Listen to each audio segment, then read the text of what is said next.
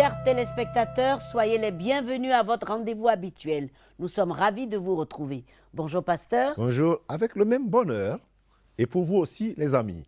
Parce que pour nous, c'est toujours un réel plaisir de savoir que vous êtes là à votre programme préféré. Je suis le pasteur Raymond Kofi. Et je suis Massi Domingo et j'ai la chance de vous parler encore de Jésus-Christ, le bon, le merveilleux. Et qui ne change jamais. Absolument Eh bien, pas. les amis, le père de Nancy était un grand prêtre de Satan.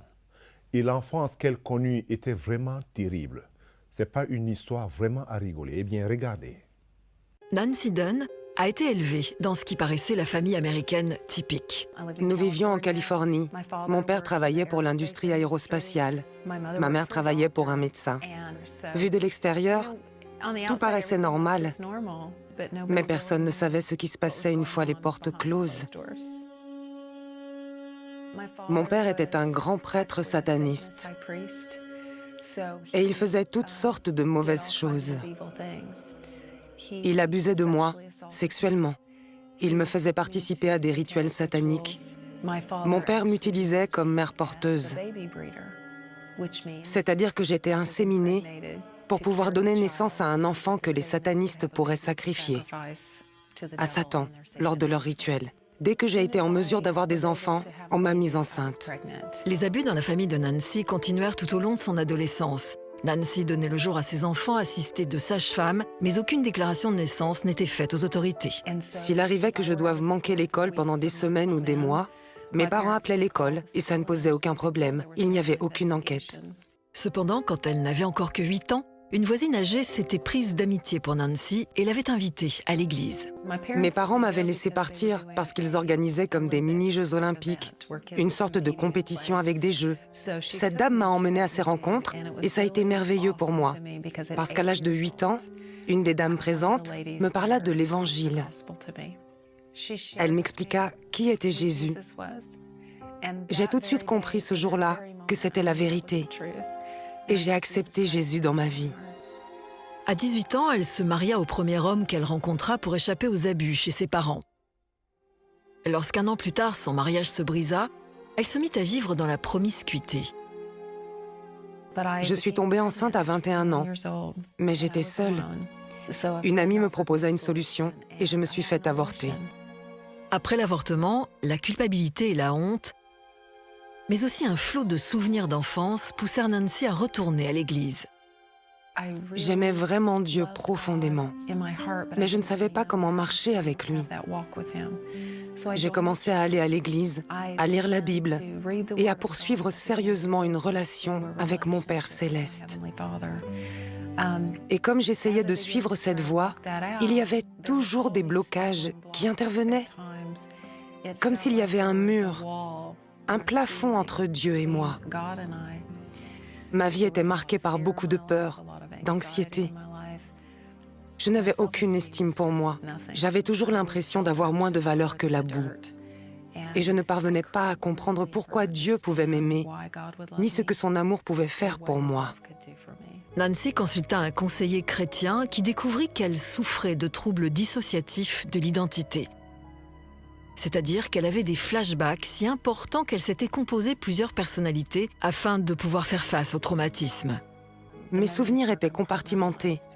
Le Seigneur a commencé à me les faire connaître un à la fois, parce que le Saint-Esprit ne nous donnera jamais plus que ce qu'on peut supporter. Dieu a dirigé ce processus et m'a aidé à décanter chaque souvenir. Je me suis de plus en plus approchée de Dieu pour ma délivrance. J'ai commencé à crier à Dieu de tout mon être, constamment, afin d'être libérée. Le processus a duré à peu près 1 an et demi. À me faire suivre, à travailler avec ce thérapeute. Le jour de la Saint-Valentin, je me rappelle que j'étais allée visiter une église. Ils préparaient les éléments pour la Sainte Seine. Ça m'avait rendue nerveuse, parce que par le passé, j'avais été forcée de boire du sang humain lors de rituels sataniques. Donc le sang me paraissait bizarre. Mais j'ai entendu le Seigneur me parler et dire « Si tu bois mon sang et manges mon corps, je te guérirai de tout ce que l'ennemi t'a fait. » J'ai donc participé à la communion. Et tout a changé. Je suis devenue une et une seule personne bien dans sa tête, Dieu l'a fait en un instant au travers de la communion. Après avoir pris la communion, le Seigneur dirigea Nancy dans un processus de pardon envers son père. Lorsqu'elle le vit par la suite, il était sur son lit de mort. Il était aux soins intensifs et je pensais qu'il ne pouvait pas me parler. Mais il s'est redressé sur son lit.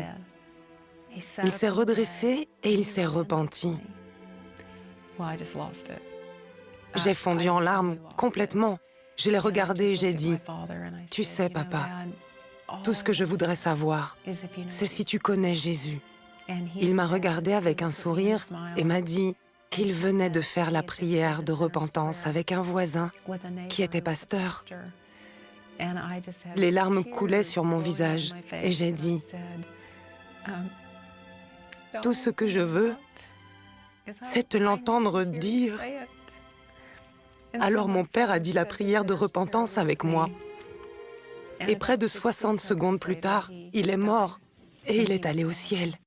Aujourd'hui, Nancy est avocate et défend les enfants abusés et négligés devant les tribunaux. Elle a aussi aidé à l'ouverture d'orphelinats dans 5 pays différents et voyage dans le monde pour raconter son histoire et annoncer la délivrance. Je suis libre. Je me sens libre et si légère, si heureuse. Et Dieu me permet de jouer un rôle dans la libération d'autres personnes. Je voudrais juste vous dire qu'il y a une puissance dans le sang de Jésus. Ce sang n'a jamais perdu de sa puissance et ne la perdra jamais. Jésus n'est pas venu verser son sang pour que nous restions en captivité. Il est venu et a versé son sang pour que nous puissions être libres. Et je vous le dis, Dieu veut que nous soyons libres. En écoutant, en regardant Nancy, je disais « Oh Nancy, oh Nancy !» Quand on écoute cette histoire de Nancy, quand on voit ce qu'elle a traversé, vous vous rendez compte? Accoucher des bébés pour faire que des sacrifices humains, boire même le sang humain, ça dépasse tout. C'est terrible, c'est horrible, c'est démoniaque. Mais vous savez quoi? Ce Dieu merveilleux, ce Dieu glorieux, avait quelque chose pour Nancy, une destinée. Et quel que soit ce qui s'est passé dans la vie de Nancy, Dieu avait une destinée pour elle. Et aujourd'hui, on voit ce que Dieu avait prévu pour Nancy. Je ne sais pas par quoi vous êtes passé.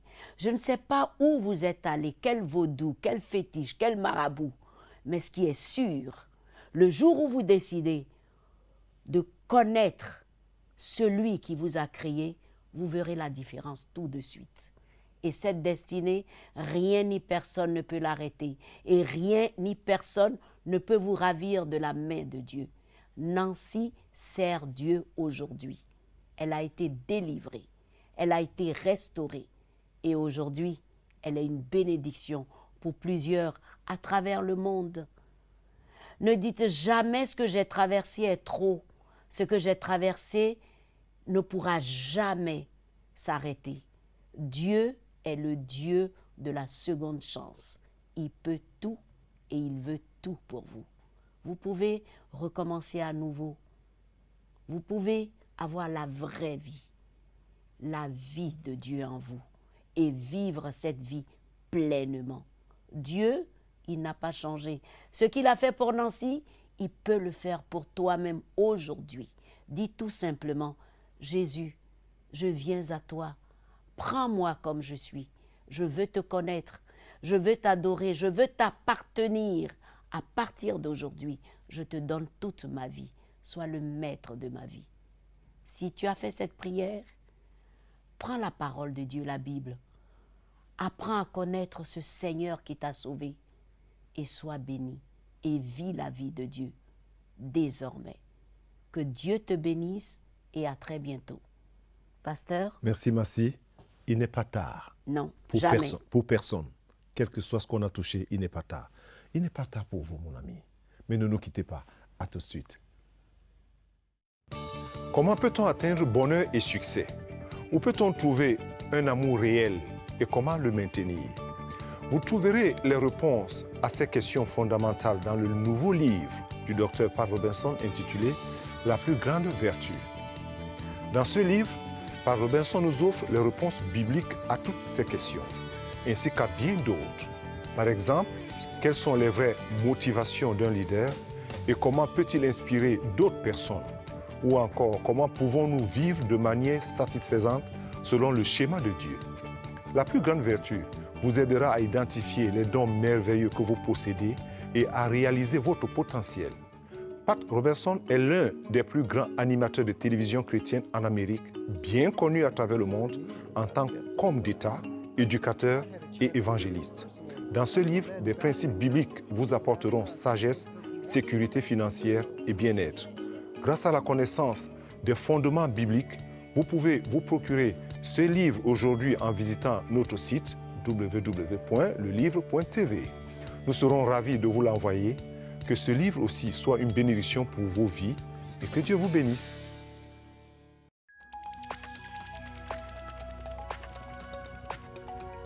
Si vous avez des questions spirituelles, des besoins de prière ou même si vous avez besoin de conseils, n'hésitez pas à nous contacter aujourd'hui à cette adresse ou au numéro suivant. Nos conseillers sont là pour vous aider. N'oubliez pas, nous sommes là pour vous.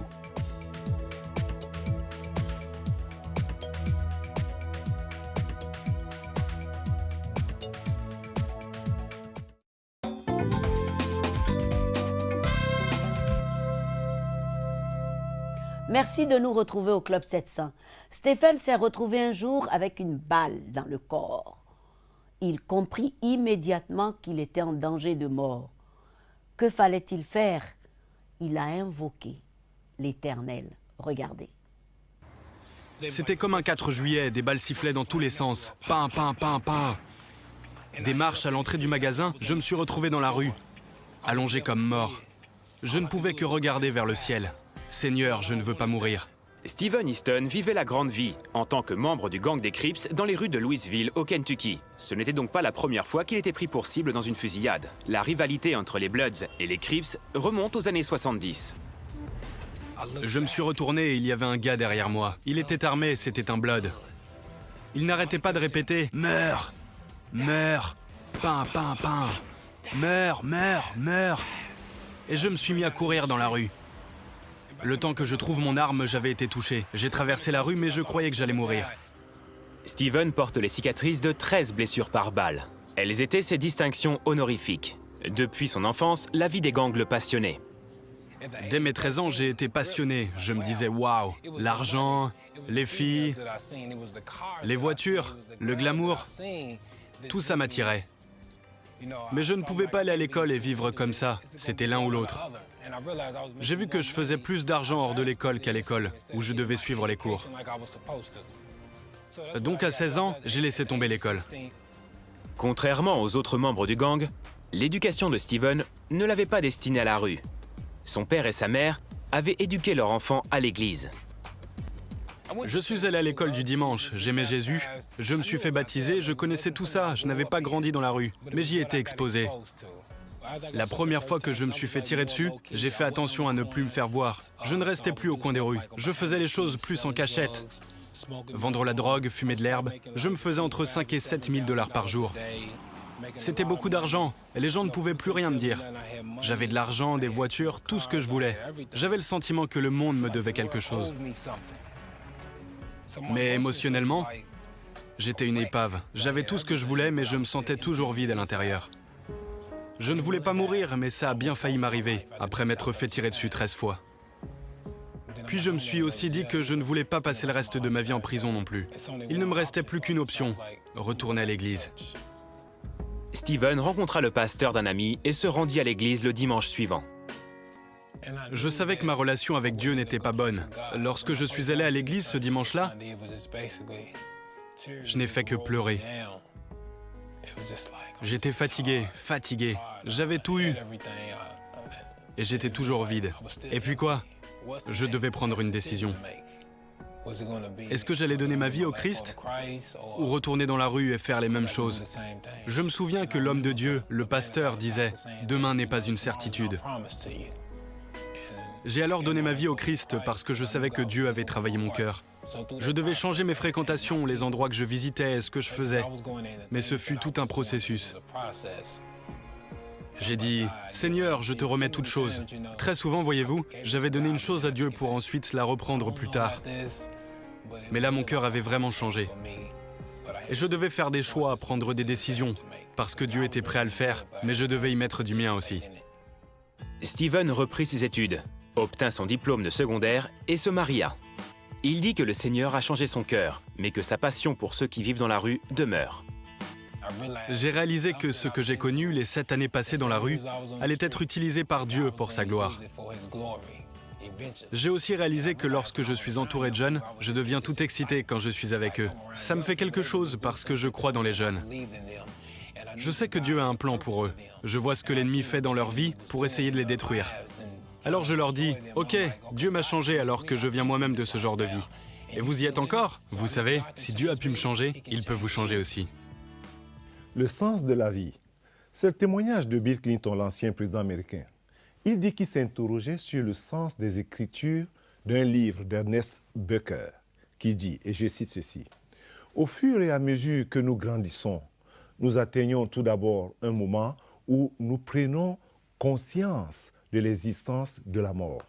Puis nous comprenons que les gens que nous aimons ou bien que nous connaissons et que nous aimons bien meurent aussi, enfin que nous comprenons aussi qu'un jour nous mourrons, nous aussi. » Vraiment étrange. La plupart d'entre nous font tout ce qu'ils peuvent pour dissimuler cette vérité. Et entre-temps, selon les mécanismes que nous ne saisissons pas très bien, ou plutôt approximativement, nous endossons des identités et nous nous donnons l'illusion que nous nous suffisons nous-mêmes, comme ça, ou alors nous nous lançons dans les activités, certaines sont négatives et d'autres sont positives. Donc nous espérons qu'elles nous élèveront au-dessus des contraintes de l'existence. Et de façon ordinaire, elles persistent une fois que nous sommes partis. Toutes ces activités constituent une tentative désespérée. Pourquoi? Pour étouffer la certitude que la mort est notre destinée ultime. Certains d'entre nous courent après l'amour, le sexe, ou bien d'autres choses encore, d'autres plaisirs. Certains recherchent la gloire, d'autres aspirent à être bons ou à faire du bien à beaucoup de personnes. Que nous réussissons ou pas, nous mourrons quand même. Ça, c'est la certitude. La seule consolation, bien sûr, est de croire que, puisque nous avons été créés, il existe un Créateur pour lequel nous comptons et auprès duquel nous retournerons un jour. Ça aussi, c'est la vérité. Et la conclusion d'Ernest Becker est ceci. Qui sait quelle forme prendra la poussée irrésistible de la vie dans les époques à venir? Et moi, j'ai donné une réponse. La réponse est dans la parole de Dieu. Qui sait? Dieu sait. Et la Bible répond que ceux-là qui auront une destinée heureuse, c'est ceux-là qui se sont tournés vers le Seigneur en disant, Seigneur, je comprends que tôt ou tard, quel que soit mon investissement, quel que soit ce que je pense de moi-même ou des autres, je vais finir par ce chemin. Mais pour aboutir où? Qu'est-ce que je vais retrouver devant? Qu'est-ce que je vais confronter? La vie, c'est le jeu de l'existence. Mais dans ce jeu, Dieu est loyal dans toutes les règles. Et il est loyal lorsqu'il règle ces choses, pour toi aussi. La réponse est, où est-ce que je vais aboutir? C'est très important. Que Dieu te bénisse si tu réfléchis au sens de la vie. Merci. Vraiment réfléchir au sens de la vie. Très important. Très important, mes amis. Mais ce n'est pas fini, restez avec nous dans quelques instants.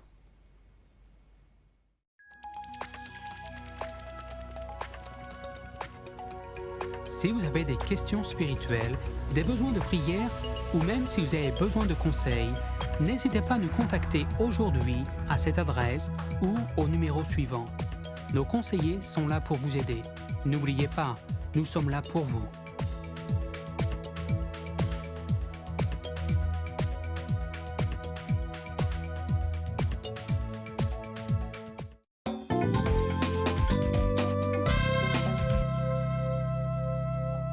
Bienvenue de nouveau au Club 700. Lorsque Tara et sa famille entrèrent dans ce restaurant, juste pour se divertir, ils ne savaient pas qu'ils couraient une grande aventure. Regardez ce qui s'est passé. Tara Mitchell est une institutrice retraitée de Clinton dans le Mississippi qui pensait avoir une bonne compréhension de la science et de la météo. S'arrêter dans un restaurant fast-food Wendy's à Yazoo City avec son fils Mac pour attendre que passe ce qui semblait être une tempête ordinaire lui paraissait simple routine. J'ai remarqué que la pluie s'est arrêtée et que le ciel est devenu très sombre. En observant les nuages, nous avons remarqué qu'ils semblaient tourner pour revenir, comme si le vent les poussait d'un côté, mais qu'ils voulaient revenir. Tara, Mac, les autres clients et les employés du restaurant allèrent tous s'abriter dans les toilettes de l'établissement. Au moment où nous avons fermé les portes, les lumières se sont éteintes. Puis il y a eu un bruit, comme un coup de canon. Ensuite, le sol s'est mis à trembler, comme lors d'un tremblement de terre. Dans mon esprit d'enseignante, je me suis dit que cela ne devait normalement pas se passer ainsi. En général, on entend un grondement, on sent le vent ou une pression, mais là, c'était comme un tremblement de terre. Les gens se mirent à paniquer et à vouloir appeler leur famille et leurs amis. Je me suis dit, que puis-je faire? Je peux sûrement faire quelque chose. J'ai pensé, prie et remercie Dieu pour ce qu'il n'a pas encore accompli.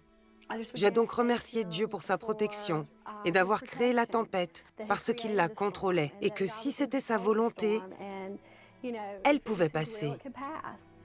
Je savais que Dieu promet dans sa parole que sa volonté est que personne ne périsse. Il veut donner à chacun l'occasion d'invoquer le Seigneur. Et après avoir dit tout cela, la tempête s'est arrêtée. Tara fut la première à sortir des toilettes. Le mur de briques et les baies vitrées sur la droite du restaurant avaient disparu. Toutes les vitres étaient brisées. Certaines chaises et tables avaient disparu. Le comptoir où vous passez commande ne se trouvait même plus dans le restaurant. Les dalles du faux plafond, celles qui n'avaient pas disparu, pendaient, laissant entrevoir le ciel au travers. Et partout, il y avait des bris de verre. Les météorologues rapportèrent plus tard que la tornade du 24 avril 2010 avait balayé une surface de 238 km. Elle avait duré près de 3 heures et avait atteint une largeur maximale de 2,8 km. Ça m'a fait penser à Katrina. C'était le gouverneur Haley Barbour. Les rapports officiels n'indiquent aucun décès lors de cette tempête. Beaucoup de personnes sont manquantes actuellement. Mais la tornade n'avait blessé aucune personne dans le restaurant Wendy's. Lorsque je me suis retournée vers les toilettes, tout était intact. Aucune dalle du faux plafond n'avait bougé, les murs ne présentaient aucune fissure, la porte était toujours sur ses gonds et s'ouvrait et se fermait normalement. Il était impossible de survivre à ça, impossible de s'en sortir sans même une égratignure. C'est pourtant ce qui nous est arrivé. Dieu, il rend les choses possibles, alors que vous croyez que c'est impossible.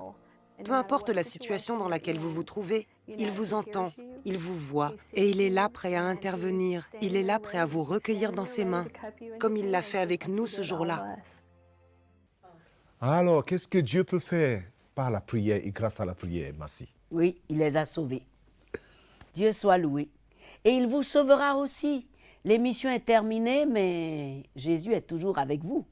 Regardez-nous sur le club700.tv, allez sur Facebook aussi, écrivez-nous et surtout, continuez à regarder les témoignages, apprenez la Bible en ligne, très important pour la connaissance.